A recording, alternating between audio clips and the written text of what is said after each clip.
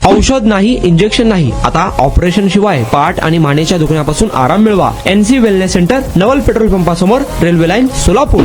तापमानाचा पारा 42 अंशावर गेल्याने विजेची मागणी दिवसेंदिवस वाढत असल्याने वीज पुरवठा सतत खंडित होऊ लागला आहे. लाईट सतत ये जा करत असल्याने सोलापूर शहराला पाणी पुरवठा करणारा सोरेगाव पंप हाऊसवरील पंप जळाला. येथील दुसरा पंप जोडून पाणी पुरवठा सुरू ठेवण्यात आला आहे. विद्युत पुरवठा बंद चालू होत असल्याने पाणी पुरवठ्याचे वेळापत्रकही कोलमडले आहे. त्यामुळे आता शहराचा पाणी पुरवठा 3 ऐवजी पुन्हा 4 दिवसाआड केला जाणार असल्याची चर्चा सुरू झाली आहे. सध्या उजनीतून शेतीसाठी कालव्याद्वारे पाणी सोडलेले आहे, तरी पण उन्हाच्या तडाख्यामुळे शेती पिकांना दररोज पाणी द्यावे लागत आहे. शेतकरी सिंगल फेजवर कृषी पंप सुरू करून पाणी उपसा करीत आहे. त्यामुळे शेती फिडरवरील लाईट सायंकाळी 6 ते रात्री 10 पर्यंत बंद ठेवली जात आहे. यावेळेत अनेक गावे अंधारात आहेत. आता सोलापूर शहरातील अनेक नगरांचा वीज पुरवठा देखील सतत बंद चालू होत आहे. विजेचा लपंडाव सुरू असल्याने 2 दिवसात 2 वेळा पाकणी जलशुद्धीकरण केंद्र बंद राहिले.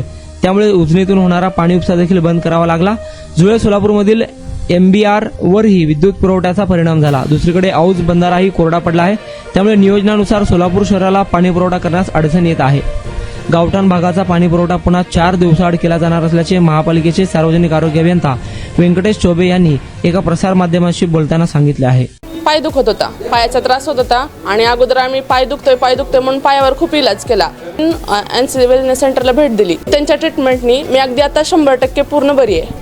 आणि मला बरेच दिवसापासून मानेचा आणि पाठीचा खूप त्रास होत होता. मी आता कुठली ट्रीटमेंट घ्यावं ह्या संदर्भात मी एनसिस ह्यांचे व्हिडिओ बघितले. इथे आल्यानंतर मला सरांनी आणि निकिता मॅडमनी ह्याच्याबद्दल जी काही माहिती दिली त्याच्यानुसार मी इथे ट्रीटमेंट घ्यायला सुरुवात केलेली आहे.